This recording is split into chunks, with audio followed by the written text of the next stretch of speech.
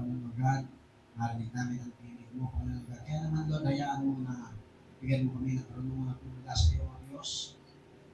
Mapagsan ang aming isipan, ang aming puso, Panginoon God, ang aming bawat salita mo, Panginoon, na yung sasabihin, ay patuloy namin maintindihan, hindi namin maunawaan, kundi ito aming malakaran sa aming mga buhay. Kaya ngayon pa lamang, ipapasalamat na po kami at alam po namin ang mensahe mo, O Diyos, ay hindi mawawala ng saysay sa iyong mga anak. Tapos, Panginoon, O God, mararanasan ang mga pangako mo, Lord, ang mga pagpapala na ibilan mo sa bawat isa. Salamat po, Panginoon. Pinupulitan namin. Amen. Sa po nakakapag sa tayo. Praise God po rin po ang Panginoon at ako po yung papasalamat din sa Panginoon sa pagkakit. Kahit po yung dito ngayon, i-enjoy ang presensya ng Panginoon. Ano po ba? Yung iba, parang malungkot yung iba eh. Sabi nga na po yan, enjoy.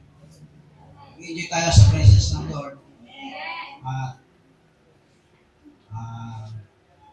Pakinggan natin mabuti yung mga bagay-bagay na dapat natin pakinggan sapagkat ang Diyos po ang magsasalita sa atin. So ngayon po umaga, gusto ko po kayong tanungin o kwentuhan. Si dati mapalakuin mo yun. Kahit mga tao lang. Gusto natin, sino yung member dito ng 4-piece? 4-piece. Akap. Ano member dito? Mayayaman pala. Pakinggan natin, mayayaman talaga. Hindi yung kasama sa nagbawalis, hindi yung kasama doon. Di ba 4-piece yun? So mga tao, gustong-gusto ng benepisyo na nanggagaling sa ating gobyerno. Amen? Masarap naman kaya na may benepisyo ka. Pag nag-retire ka, may pension ka. Pero, kung isipin natin, yung ibang tao, nakikita lang, nagpe-pension yung tao. Hindi niya nakita kung bakit siya nagkaroon ng pension. At minsan, tayo mga Kristiyano, yun ang hindi natin naiintindihan. Nakatingin lang tayo sa benepisyo, pero hindi natin nakikita yung mga bagay na dapat na ginagawa natin para makuha natin yung benepisyo. Halimbawa, yung mga estudyante dito, ba't ba sila nag-aaral? Ano ba benepisyo matatanggap nila? O siyempre, para maging office boy sila, office girl sila, maging maganda yung kanilang trabaho. Kung nag-aaral pa sila ng grabe, talagang suma kung lagi ng sila yung kumprado, talagang napakagandang trabaho pa nila. Yun yung benepisyo ng kanilang pag-aaral. Amen? Amen po ba? At kung ikaw naman nagtatrabaho, siyempre sa trabaho may pag-ibig yan. Hindi po yung pag-ibig sa pag-ibig din sa pagkaling sa mga bahay. Pag-ibig. May mga benefits yan sa mga isyo, may mga benefits yan. May mga natatanggap tayo. Hello, may SSS ka. Aba, pag nag-retire ka, pag tutok ng 65, hayahan ang buwan. Yun ang benefits nun. Pero magsasakripisyo ka. Siyempre, magsasakripisyo ka, maghuhulog ka. Kung gusto mo ng malaking pensyon, malaki ang ihuhulog mo. Amen? So, sa bawat bagay na ginagawa natin, meron tayong tinatanggap natin na mga benepisyo, meron tayong before na ginagawa para matanggap natin yung benepisyo. At ang pag-uusapan po natin ngayong umagang ito, tungkol sa first fruit. Katatabi lang mo sa atin, kasi ang pasama natin yun. Yan, medyo lang po yun. So, pag-uusapan po natin ang benefits of the first fruit offering. Hello, ano ba yung mga benepisyo? Applicable pa ba ngayong panahon na ito? Yung first fruit? Samantalang, itinuro noon yun sa Old Testament. Hello? Kaya nga sa Book of Genesis, Leviticus chapter 23:10, ito po yung sabi, "Speak to the people of Israel and say to them, when you come into the land that I give you and reap it harvest, you shall bring the same of the first fruit of your harvest to the priest." Sabi po dyan, salatiin mo sa mga anak ni Israel at sabihin mo sa kanila, pagka kayo nakapasok sa lupain ng ibibigay ko sa inyo at inyong nagapas ng ano yun, ay magdadala nga kayo sa saserdote ng bigis na pinakapangunang bunga ng iyong paggapas.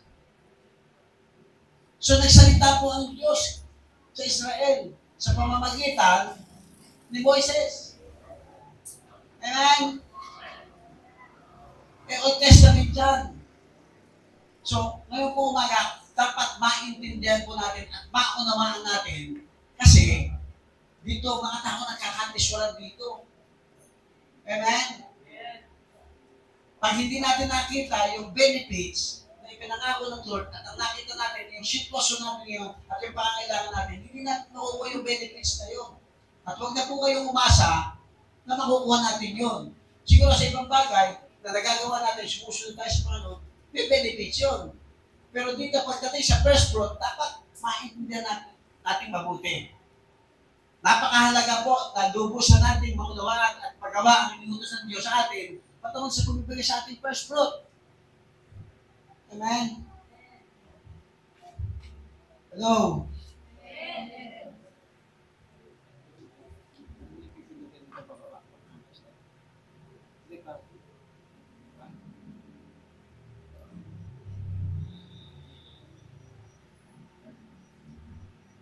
God called His people to bring the first fruit from their harvest. Yun ang utos ng Panginoon. Amen po ba? Hello? Pasensya na po ha. Nakalimutan yung slide dito. Hindi ko mapindot. Ito lang.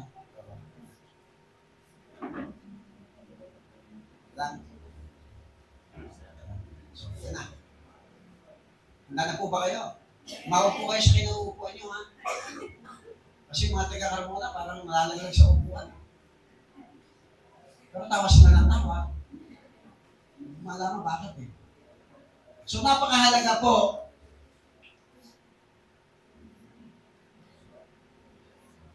na makita natin at maunawaan ang lubos ang patungkol sa first fruit.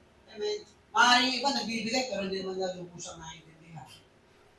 Hello, nandiyan po ba kayo?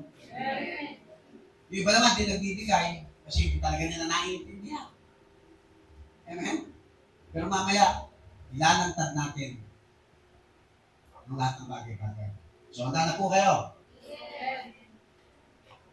So, unang-una, ito yung sinabi sa Israelites na kailangan ibigay nila yung kanilang first fruit. Bakit? To demonstrate the Israelites' obedience for God. Usapan pa rin ito pagsunod. Kung maalala natin, nabubagsak ang tao dahil sa pagsunod. Sabi nga ng Romans 3:23, walang nakaabot sa pamantayan ng Diyos pagdating sa kautusan. Amen po ba? So, pero inutos na sa Old Testament. Kaya, para ipakita natin sa Diyos, o ipakita ng mga Israel sa Diyos, yung kanilang pagsunod, it is also show that they trusted God to provide enough crops to feed their family. Yung pagtitiwala, napakahalaga po sa mga ginagawa natin at gagawin natin. Diyan po ba kayo na nasusundan po? Hindi po ako mangangaral na tuturo lang po ako. Amen? Kailangan ng matinding pagtitiwala sa Diyos. Pakitaas nga po kami na nagtitiwala sa Diyos. Amen? Pagkaas lahat ng kamay. Ngayon, tatanungin ko po kayo, pero huwag po kayo sasagutan sa isip nila. Paano natin na ipapakita yung pagtitiwala natin sa Diyos kapag pinag-usapan natin yung first fruit? Kasi kung nagtitiwala tayo sa Diyos, wala tayo anumang agam-agam na gagawin natin yung mga bagay na mismo ang Diyos ang nag-instruct sa atin. Katulad ng mga taga-Israelites. Amen po ba? Amen po ba? So, napakahalaga po niya na dapat natin maintindihan mga kapatid. Hello? Pagkilala, pagpapakita ng pagsunod, pagtitiwala na ang lahat ng bagay ay mula sa Diyos. Amen? Ano nga po ba sinasabi ng first fruit in the Bible? in Proverbs 3:9, sabi niya, honor the Lord with your wealth and with the first fruit of all your produce. So kapag binibigay po pala natin, ang sabi ng Bible, pinararangalan natin ng Diyos o ang Panginoon sa ating mga tinatangkilik at ng mga unang bunga ng lahat mong ani. Pag pinag-usapan po yung ani, that is symbolized nung unang panahon kasi ang mga tao noon ay mga naghahayupan, mga kahayupan ng kanilang anak buhay at saka yung pangkalupaan. Amen? Pagsasaka. Hello? Pero sa panahon natin ngayon, ikaw ba, nagsasaka ka ba? Paano yun? So mamaya, malilinaw po natin. So sabi, napaparangalan ng Diyos. Ito rin sabi ng Bible about the first fruit. O sino po, taas po, gusto ko makita yung mga kamay nyo, kung sino ang nagnanasa na parangalan ng Diyos sa kanyang buhay. Salamat sa lahat ng nagtaas. Hello? So dapat, ipakikita natin yan. Gagawin natin yan, anuman ang mangyari. Amen? Alam nyo, yung first fruit, na-mention po yan sa book of Exodus when Moses is leading God's people out of captivity in Egypt.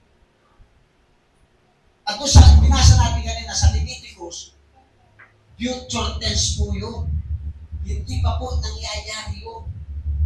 Amen? Sinasalita pa lamang ng Diyos yun. Sabi niya, bago kayo dumating doon sa inyong patutunguhan, bago pa lang. Amen? Ito na ang gagawin nyo. Kaya nga tayo, pag first month of the year, sinasabi natin, meron tayong first fruit. Ako, nagtataka, bakit February ang first fruit eh? Dapat January. Kasi magrasa si Lord. Naiintindihan ang pagbabudget ng mga tao. Amen? Hindi po ba kayo? Actually, dapat kasi, last year pa yun, ihahanda nyo lang para doon sa taon. Ngayon, kung sa Old Testament yung ating pinag-uusapan, hindi magandang tanong, applicable ba ba yun sa panahon natin ngayon? Hello? May mga nagtuturo ng tithes hindi na applicable sa panahon natin ngayon. Kasi sabi nila, we are the generation of grace. Di ba, nabubuhay na tayo sa grasa ngayon? Hello? Di ba, hindi na tayo nabubuhay sa kautusan, tama? Narinig niya sa mga pastor. Hello? Pero lilinawin po natin yan. Baka tayo nagkakamali ng pagkaunawa at nagagamit natin ito to justify yung gusto natin mangyari at magsanggalan yung sa gusto natin mangyari at hindi magsunod sa Diyos. Amen? Hello? Hindi, pag-usapan natin. In the New Testament, the term first fruit takes on a symbolic meaning.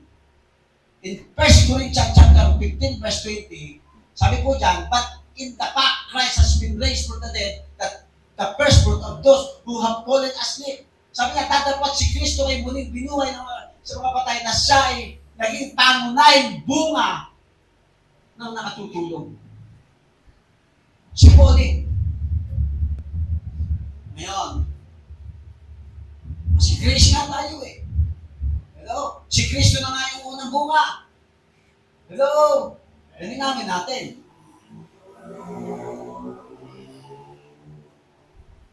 Namin natin. Una, hindi po literal ang first fruit. First fruit means any income, wealth, or blessing na ating tinanggap. Malino po yun? So ngayon, kung tayo nabubuhay sa grace, at hindi tayo nabubuhay sa kautusan, ano naman kaya sinasabi ng Matthew 5:17? Na mismo ang Panginoong Jesus ang nagsalita dito. Sabi niya, do not think that I have come to abolish the law or the prophets. Sabi niya, huwag ninyo akalain na parito ko upang ipawalang bisa ang kautusan. Wow! Si Jesus Christ po nila salita. Pero bakit ang tao, sinasabi nila, nabubuhay tayo sa grasya at hindi na sa kautusan? Hello? May mga ilang bagay na dapat maintindihan natin saan ba ginagamit yung grace. Kasi ako po, pag-unawa ko po ito. Tama po na tayo nabubuhay sa grace. Pero the manifestation and the demonstration of grace is to obey the law of God. Eh, hindi natin kaya. Kaya nga, not by might, nor by power, but the Spirit of God. Kung tayo naka-obey sa Diyos, aba, wala tayong hindi kaya gawin. Mamaya, nakikita niyo po yung mga talata. Kaya sabi niya, kung iyo ang lain na parito mo po ikaw ng bisa ko at ang mga propeta, parito ako, hindi upang ikaw ng bisa ngayon, kundi upang tuparin. Wow, tinupad ni Jesus Christ, tama! Tayo, hindi natin kaya, no? Hindi kaya. Kaya kailangan natin umugay lagi sa Diyos para makaya natin. Sabi niya, hindi kita iiwan, hindi mababayaan. O hindi pagkalagaan, iisipan ng hindi mo kaya. Dinadaya ka ng away. Ito na nga lang yung budget ko, ito na nga lang yung budget ko, bibigay ko pa. Kinukulang na nga ako, pambihira. Sabi ko nga kanina, kinukulang na pala eh. Pagkulang na tayo lahat. Bigay lang natin yun sa Panginoon. Ganon din naman pala eh. Dito may pag-asa. Makita niyo yung pangako, yung benefits. So, sa 2 Corinthians 3:18, sabi na, at ngayon, naalis na ang talukbong. Ito po yun, sabi ko, ngayon, naalis na ang talukbong, nagniningning sa ating mga mukha ang kaluwalhatian ng Panginoon. Okay, sabi mo nga sa katabi ko, nagniningning ang kaluwalhatian ng Panginoon sa atin. Saan? Sa pamamagitan ng pagsunod sa Diyos. Pagtitiwala sa Diyos. Nagniningning ka na. Kaya yung first fruit na yan, hindi ka natitisuran yan. Hindi yan na makapaghihiwalay sa isang Panginoon. O baka talaga namang wala pa sa iyo si Lord. Ng 100%. Hello? Sabi ko, umawa kayo siya. Kung niyo, baka malaglag kayo. Amen? Sabi niya, at ang kaluwalhatian na nagmumula sa Panginoon, o kanino galing, kanino nga, sa Lord. Kasi pag sa atin, hindi natin kaya yun. Natin kaya ibigay yung mga bagay na hinihingi ng Diyos kung hindi mula sa Diyos. Amen? Na siyang Espiritu ang siyang magbabago. Tignan po. Ang siyang magbabago mula sa antas na kaluwalhatian hanggang sa tayo maging kalarawan. Alam niyo, tayo may kalarawan ni Kristo. Amen? Nandyan po ba kayo? Hindi naman tayo minamadali ng Lord. Ang ayaw lang niya, matigas ang ulo natin. Kasi nagdudumilat na yung katotohanan, nagdudumilat na yung instruction ng Lord, nangangatwiran pa tayo. Sabi ko nga sa atin ko, wow. Kung mangangatwiran tayo, pumunta kayo sa presinto at gawin yung mga reklamo. Kasi ang nakikita natin, yung sitwasyon sa mga bagay na iniisang ng Lord, hindi natin nakikita yung behind doon. At yun ang pinakamahalaga sa Diyos. Yung makita natin, kung puspos tayo ng banal na Espiritu, nagdininig sa ating mukha ang kaluwalhatian ng Panginoon, wala tayong pag-uusapan ngayon.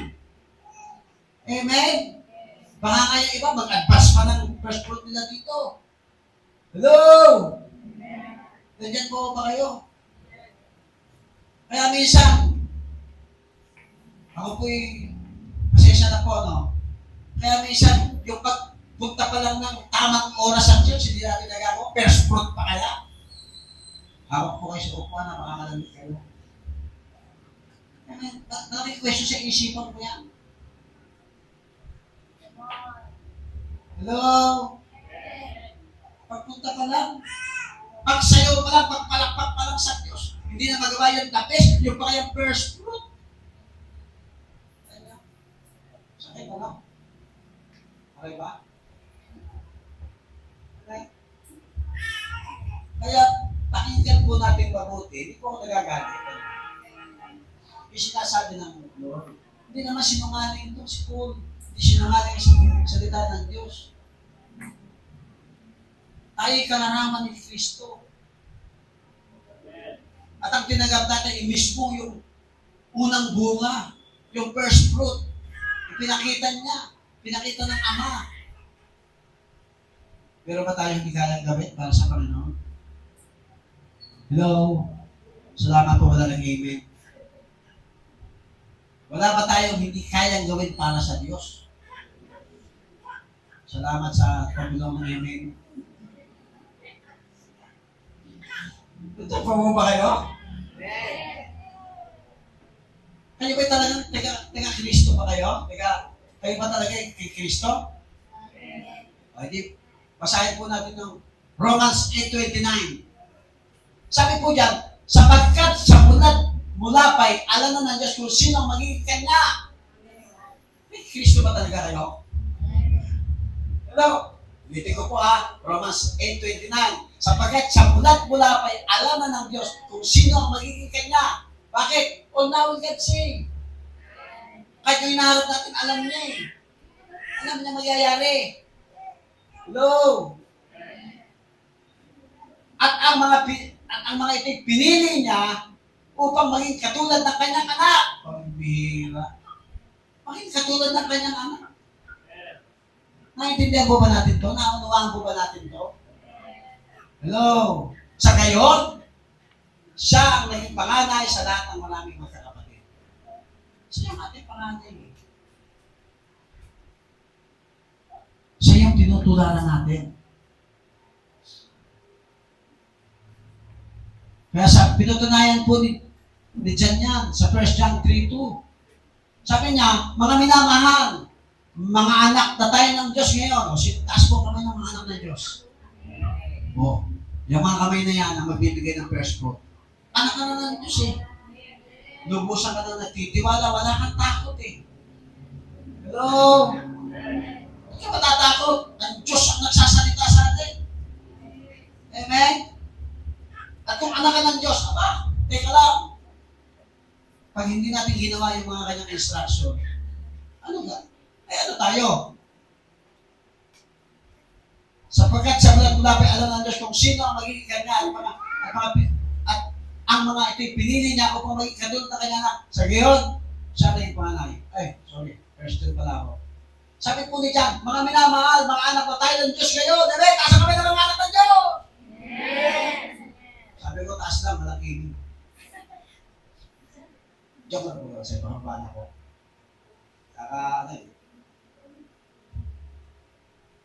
Ngunit! May ngunit eh. Hindi pa nahayag ang magiging kalagayan natin. Ngunit alam natin sa pagdating ni Kristo tayo magiging katulad niya sapagkat makikita natin kung sino talaga siya. Kaya dito pa lang, sa first one, mag-practice na natin. Amen? Nandiyan po ba kayo? Hindi na talaga ituro ito, first fruit na ito. Sometimes pala, nagkakantisura na ito. Pero alam ko, mga taga-CGCF Central, walang natitison. Amen? Wala yan. Amen? Naniniwala ako na mga taga-CGCF ay tapat. Amen? Naniniwala ako taga-CGCF, JTG Central, ay talagang mahal na mahal si Lord. Diyan pa ba kayo? Pangan natin si Lord.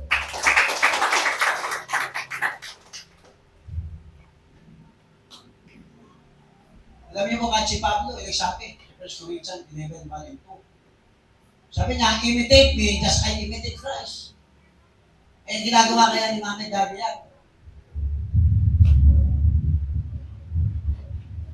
Sige, mukhang tap kayo sa akin, hindi Mami na lang. Imitate me, as imitate Christ. Sabi niya, kaya nga, tularan niyo ako gaya ng pagtulad ko kay Kristo. Hello? Pinupuri ko kayo lagi dahil hindi niyo akong inaalala. Wow! Kasi lagi kayo inaalala, naalala ko. At sinusunod niyo ang mga itinuturo ko sa inyo. Amen? Alam mo, mga taga-citizenship ay hindi matigas ang ulo. Ang mga taga-citizenship ay Talagang grabe ang mga pagsulat sa mga lahat ng narinig nila sa mga pangaral ng mga lingkod ng Panginoon mula sa salita ng Diyos. Amen? Kaya ako, sigurado ako, ngayong fresh fruit,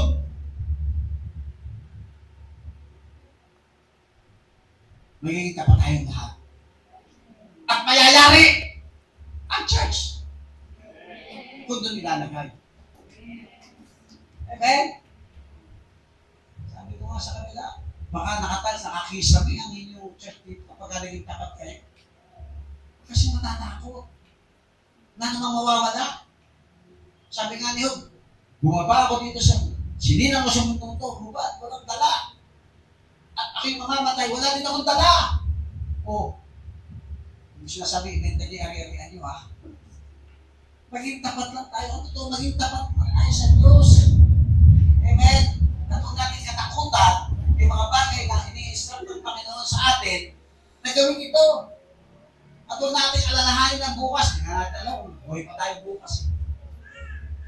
Dalawa na, kaysa kakaba-kaba. Dalawa na kapagbigay ng Diyos. At hindi ito yung maging hadlang, para lumayo tayo sa Panginoon. Ngayon, ano po ba ang benefits ng first fruit? Mag-isilang po ako, matatapos na ako. Ezekiel chapter 44, verse 30. Sabi niya, the best of all the fruits and all of your special gifts will belong to the priest. Now, you are to give them the first portion of your ground meal so that a blessing may rest on your household. Sabi niya, at ang una sa lahat, ang unang bunga ng bawat bagay na. Unang bunga ng bawat bagay. O, tinatangkilik po. At lahat na alay na bawat bagay sa lahat ninyong mga alay ay magiging isa sa sacerdote. Ako, bali yata yung sinabi ko na mapupunta sa church sa sacerdote pala. Mapupunta. Sa mga pastor pala. Kaya lang, mga pastor nyo parang hindi ganun eh. Parang pag binigay sa Allah, binibigay din eh. Alright? Inyo rin namang ibibigay sa mga sacerdote at una ng iyong masa upang pagpalain ang iyong bahay. Yun yung benefits. Pagpapalain ang inyong sampahayan. Ang inyong bahay. Ay, sino gusto yun? Makitaas ang kamay. First fruit ka. Kaya lang, meron pa rin kwento about sa first fruit. At yun ang pag-uusapan natin ngayon. Kasi baka nagpe-first fruit na tayo, hindi naman yung nararapat para sa Panginoon ang binibigay natin. Why giving first fruit is important? Bakit nga pa mahalaga? Sino nakakala ng istorya ni Cain at Abel? Para sa mga. Ako na lang nagka. Pagtataas na nga ng kayo ng kamay, ayaw pang. Sino nakakala ng istorya? Alam niyo naman ang istorya nito. Naghandog sila. Parang hindi ko nasulat yung yung talata. Genesis. Naghandog sila sa Panginoon. Sabi mo sa akin, wow. Bakit ito, naghandog sila. At yung si Cain, magsasakayan eh. Si Abel, manghahalip to. Si Abel, yung kahanin pa, nag-aalaga ng mga hayop.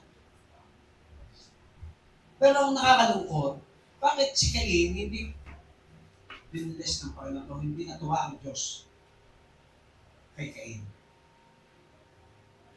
At bakit kay Abel nagalak si Lord? Ito, sa pagbibigay na po tayo, ating ika po. Ito po yung ating tatandaan. Huwag tayo maging si Cain. Sabi ng Bible, sabi ng mga scholar, sabi ng nabasa ko, at sa pagkakaalam ko, at sinasabi rin ng Diyos, yung offer ni Cain offer left over after fed himself and his family. Ano yung left over? Tira-tira. Amen? Alam niyo yung tira-tira? Pinagsamaan. Sino ba yung ating operan? Di ba hari ng mga hari? Nagbigay ng buhay sa iyo at ng buhay ko. Nagligtas sa krus ng Kalbaryo. Na hanggang ngayon, iniingatan ka. Inaalagaan ka. Tapos, leftover. Hindi ka naman magtatabo. Tabo din alam mo. Hindi ka naman magkakaldero. Kaldero din alam mo. Yan ba yung best? Yan ba yung best? Hello?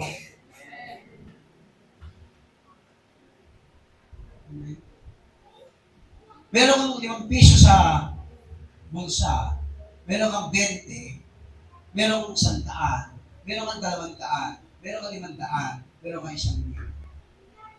Alin doon ang best? Ang hirap tuutin mo. Tutuot ka. Nakakaya namin 5 piso. Ay, ito, 20. Okay na to. Sakit, ano? Kung ikaw kaya naging Diyos, ano magiging damdamin mo?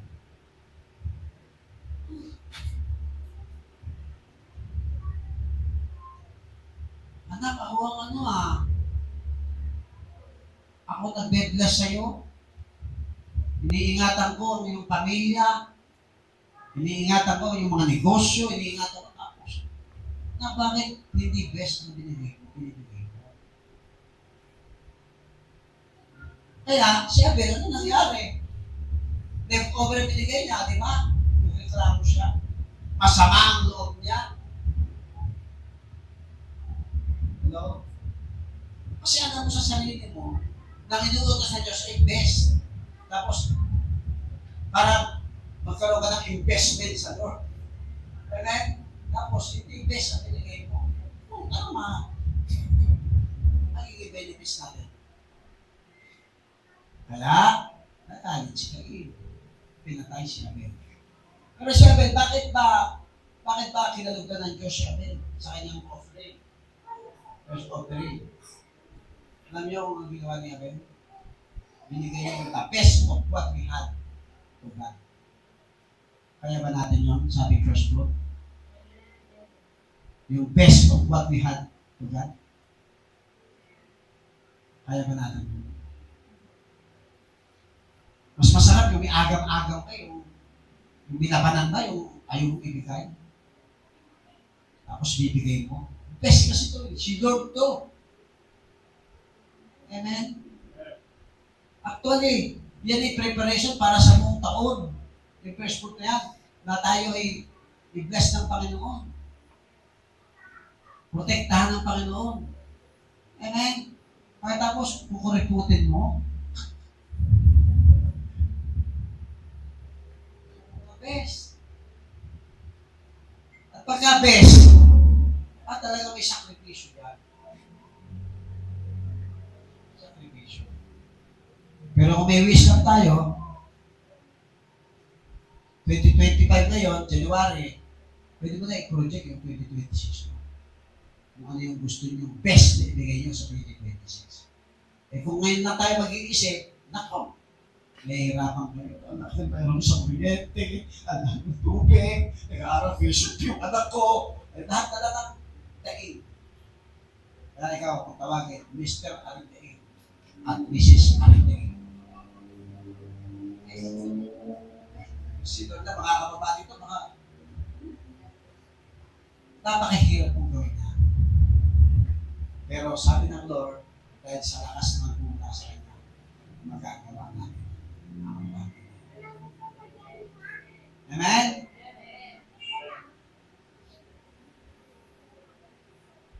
O sino yung gusto yung the best? Ang ibigay kay Lord sa offering niya ngayon na first fruit? Para i-bless tayo ng Panginoon lalo ngayong 2025.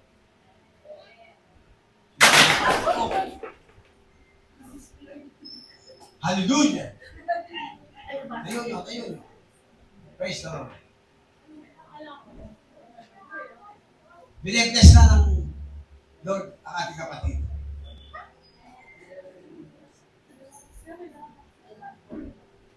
Tandaan po natin, making first fruit offering open us up to allow God to work in our life. Alam nyo, binibigay ko na natin yung ating first fruit, inaalaw natin ang Lord na makagalaw sa ating buhay. Pag pala hindi natin binigay yung best, medyo inaano natin, sinukontrol natin yung mga pagpapala, yung pagkilos ng Diyos sa atin. Amen?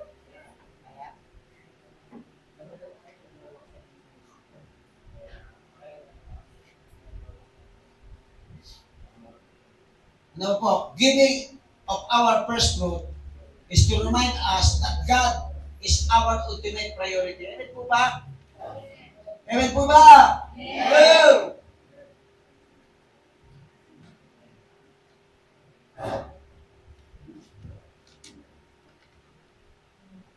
Kapag binibigay natin ating first fruit, na ipakikita natin sa Diyos ang ating pagsunod at pagtitiwala sa Kanya. Amen? Hallelujah.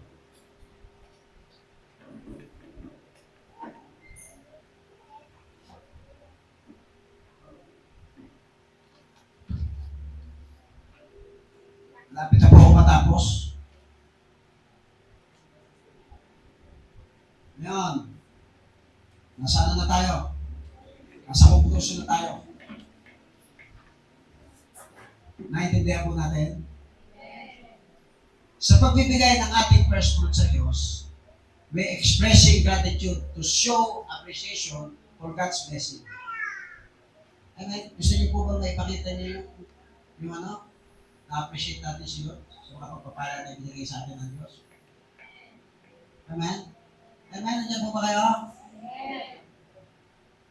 Gusto niyo ba maipakita natin na siya yung pinaprioritize natin sa ating buhay?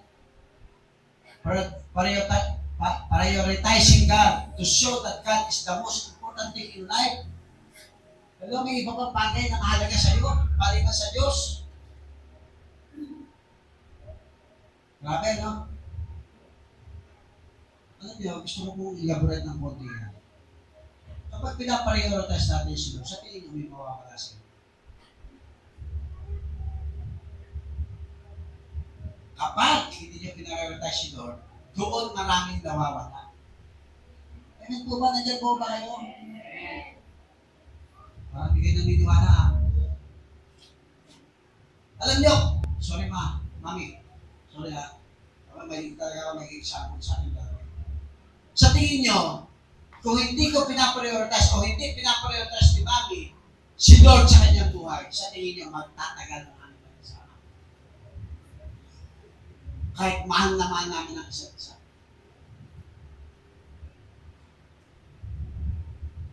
Nandiyan po ba kayo?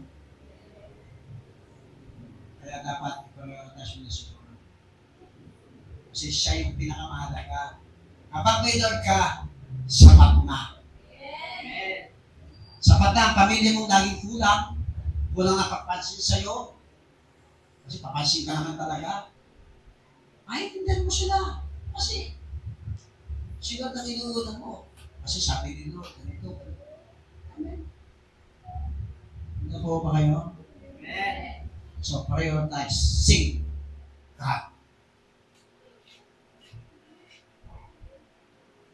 Honoring God. Pag-uwi ng ating first fruit sa Diyos, i-honor natin sa acknowledge that everything comes from God. Yung buhay mo, saan galing? Yung buhay natin, saan galing? Basta ka na lang pasumulpot dito sa mundo ito. Yung mga ninuno natin, di ba?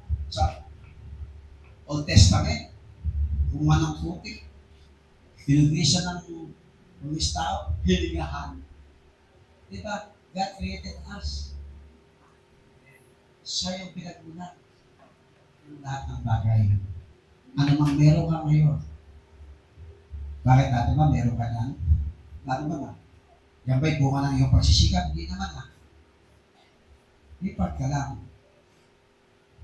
Pero ang lahat ng yan, itong mundong ito, sino may-ari nito?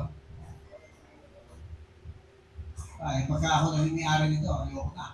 Makamatay na ako pag inikot ko ito, hindi ko na may inikot ito eh. Pilipinas pa lang, mahimatay na ako. So wala tayong pag-aari sa mundong ito. Kaya, i-honor natin ang Diyos para nala natin ang Diyos sa ating mga buhay. Amen? Amen. Sa pamamagitan ng first fruit pa lang ang pinag-uusapan natin. First fruit lang tayo. Yung best na ibibigay natin, i-honor natin siya. Opening oneself to blessing. Napagbigay ng ating first fruit sa Diyos. Binubuksan natin. Yung maraming pagpapala pa na magmumula sa Diyos. Can open up, one up to more blessing and abundance from God. Hello? Oh. Kaya bigay first fruit? Kailan ba first fruit? Diba? Malayo pa. Marami pang gagawin ng demonyo nito. Kaaway nito. Pandaraya. Ano? Pero hindi ka madadaya ng kaaway. Amen? Kasi ang mga anak ng Diyos ay binigyan ng karunungan. Kaya nga, mandaraya yung kaaway. Mandaraya lang yung pinataya na. Para ano? Hindi ka napagpalain. Para malimatahan yung kamay ng Diyos. Para buhos ang pagpapala na. Nandiyan na ba? Amen. Hello? Paano naman natin si Lord?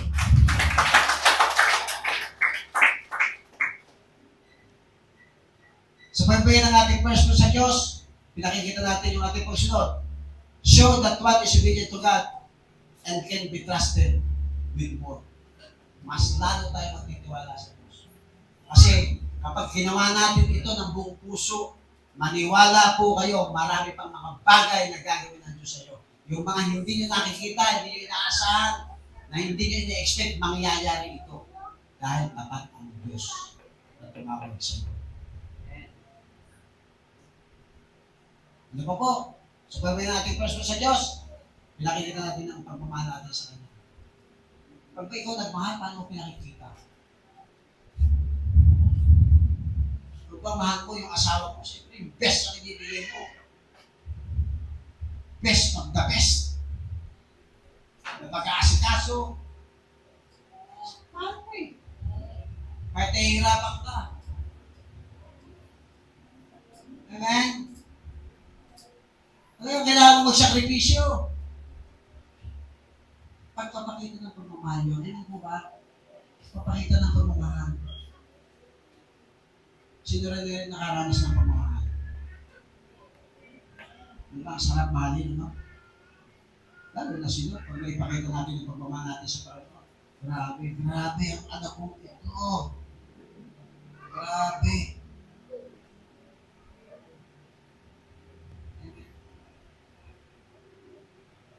Ang pagmamahal. Pinipili niya talaga ang best. Para sa kanyang ginagawa. Time, effort, ano pa? Cash. Kasi para sa lita. Tama na yung time, tama na yung ano. Kasi siyempre, dito lang sa lupa yun. Eh sila dito mismo ini-instruct mo. Give your best fruit.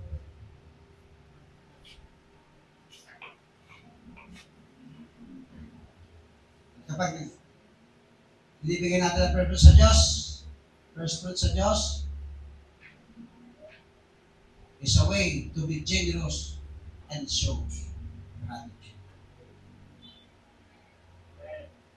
Salamat tayo sa Diyos. Alam niyo ang mga Pilipino, iba sa mga Pilipino.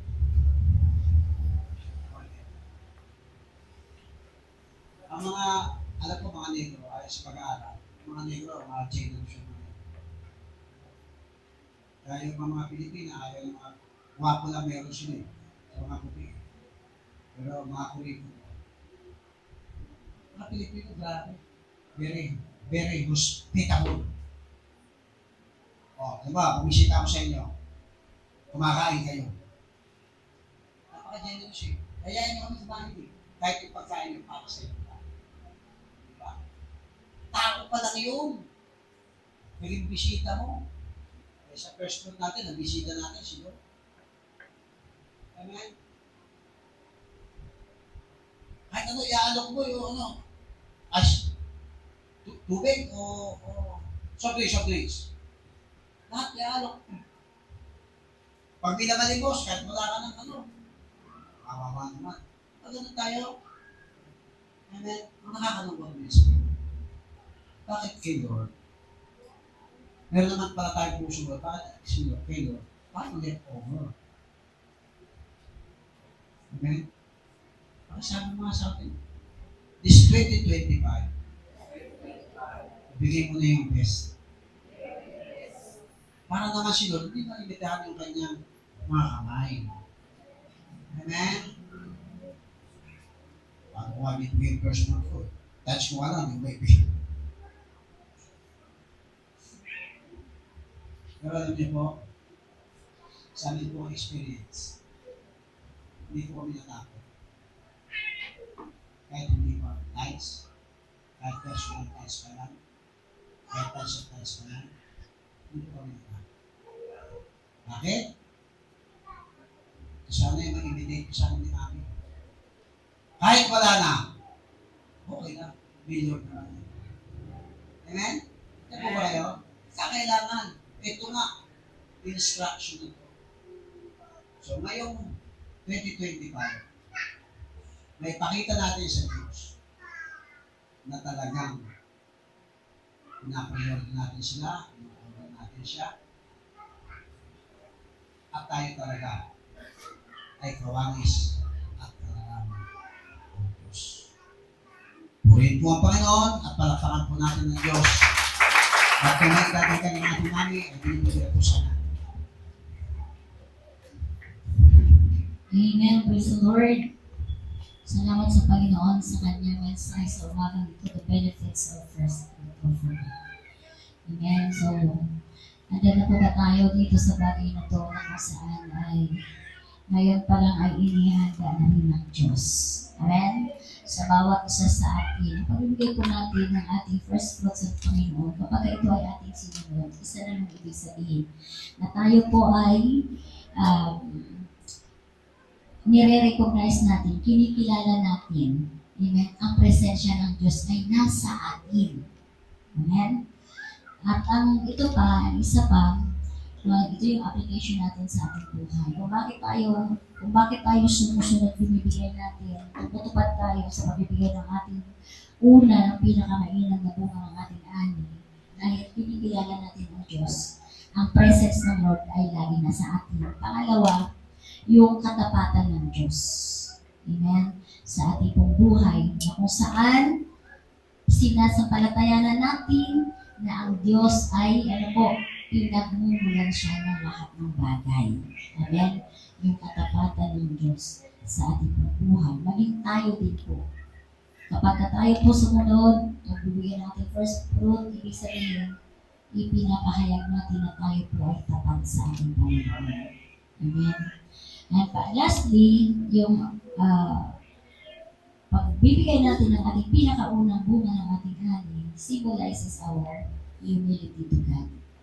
Nagpapasakop tayo, amen, sa kapangyarihan ng Diyos na alam natin na ang lahat ng provision, amen, nagtitiwala tayo sa Lord. Kasi when we submit our humility before God, nagtitiwala tayo na ang Diyos, amen, ang siyang pinagmumulan ng lahat ng bagay.